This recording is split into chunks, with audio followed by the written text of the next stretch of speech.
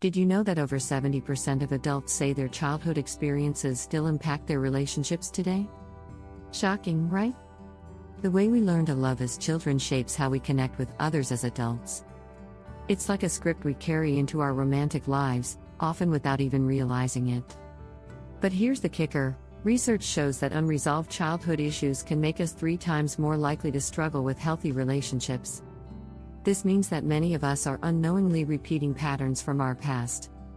In this video, we'll dive deep into how your childhood affects your love style.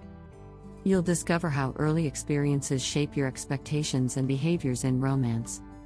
We'll explore unique concepts like attachment styles and love scripts, revealing the hidden influences that guide your relationships. Are you ready to break free from old patterns and cultivate a happier love life? Join us as we uncover the truth about your past and how it can lead you to a brighter future in love. Chapter 1: The Blueprint of Love. Childhood is the first teacher. Our childhood experiences play a much bigger role in shaping our love lives than most of us realize.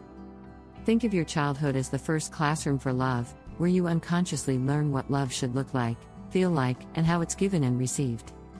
Early family interactions, particularly with parents or caregivers, lay down the blueprint for your future relationships. Research shows that children raised in loving, supportive environments often develop healthier love styles. According to a Harvard study, children who feel consistently supported by their parents are 40% more likely to experience successful romantic relationships later in life.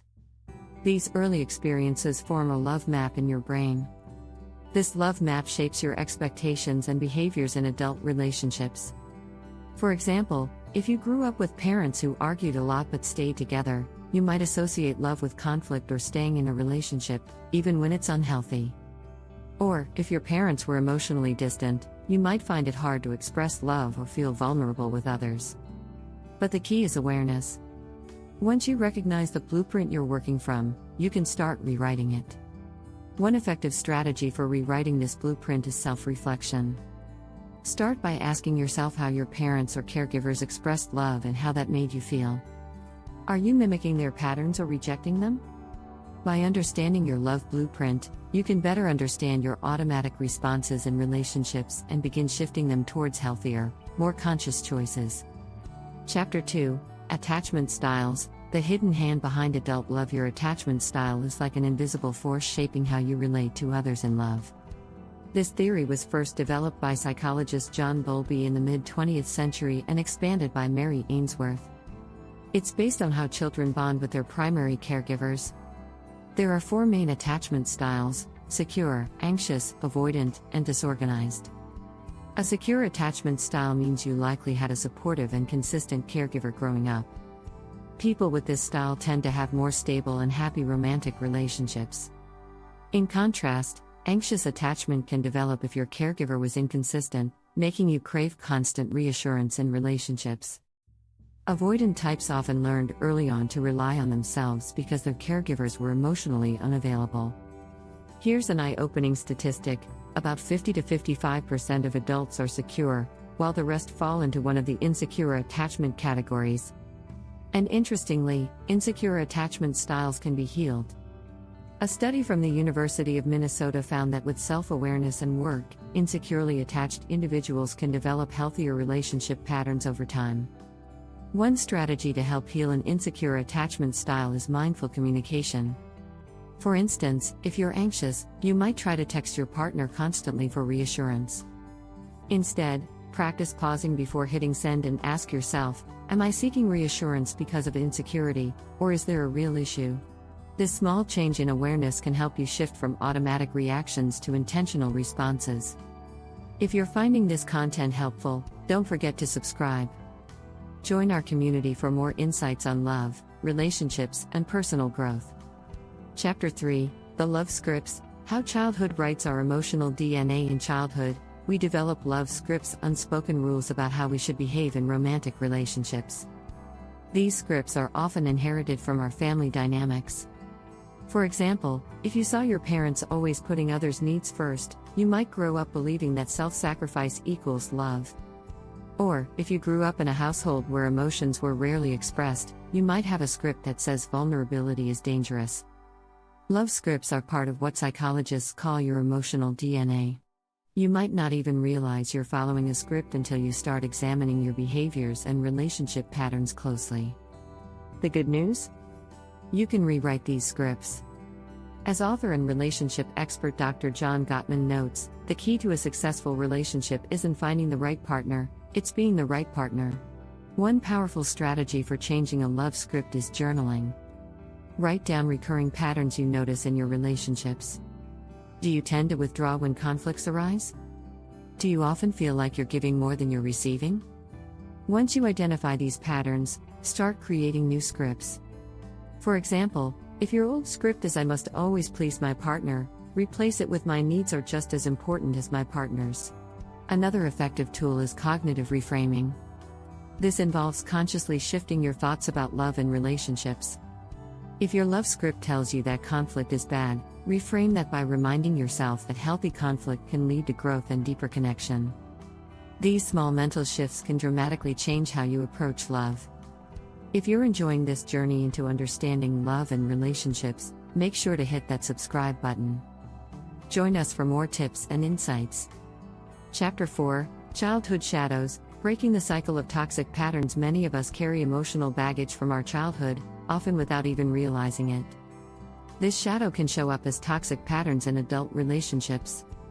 For example, if you grew up in a chaotic or neglectful environment, you might unconsciously seek out similar dynamics as an adult, even if they're harmful.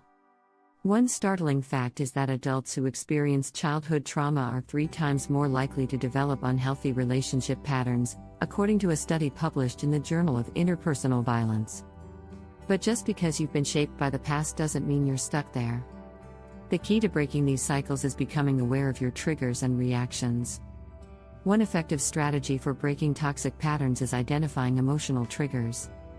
When something in your relationship upsets you, take a moment to ask yourself, is this about the present situation, or am I reacting based on past wounds? Recognizing when your childhood shadows are influencing your feelings can help you avoid overreacting or falling into unhealthy habits. Another helpful tactic is setting boundaries. If you grew up without proper boundaries, maybe you were expected to meet others' emotional needs, or your feelings were dismissed, setting boundaries as an adult is essential. Start small. For example, if you're uncomfortable with how your partner handles conflicts, calmly express that and establish a boundary about how you want to be treated. Boundaries are a form of self-respect, and they help break the cycle of toxic behaviors. As relationship expert Dr. Henry Cloud says, boundaries define us. They define what is me and what is not me.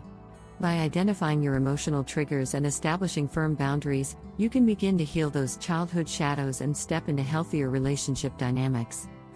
Chapter 5: The Inner Child in Love, Reparenting Yourself for Healthy Relationships. Everyone has an inner child, the part of us that holds onto early emotions and experiences. When that child feels neglected or hurt, it can show up in your relationships as jealousy, fear of abandonment, or a need for constant reassurance. Healing these childhood wounds or reparenting your inner child is key to fostering healthy adult love. The concept of reparenting comes from psychologist Alice Miller, who said, "The truth about our childhood is stored up in our body, and although we can repress it, we can never alter it. Our body retains everything, and the way we love as adults reflects that." Reparenting means giving your inner child the love, care, and attention it didn't receive growing up. One powerful reparenting strategy is self-soothing. When feelings of insecurity or fear arise in your relationship, take a moment to calm yourself before reacting. This could be through deep breathing, journaling, or simply reminding yourself, "I am safe and loved." It's about comforting that scared inner child so you don't project those emotions onto your partner. Another strategy is positive affirmations. Speak to your inner child like you would to a real child, with kindness and encouragement. Say things like, "You are worthy of love," or "It's okay to make mistakes." Over time, this can retrain your brain to let go of those deep-rooted fears and embrace healthier love. Lastly, emotional regulation is crucial. If you tend to overreact when something triggers a childhood wound, practice pausing. Give yourself time to process your emotions before addressing them. As you learn to nurture and care for your inner child, you'll notice that your relationships start to become more stable, fulfilling, and loving. Thank you for joining us on this journey to explore how your childhood affects your love styles. If you found this video helpful, please subscribe for more insights on building healthy relationships and discovering happiness in love.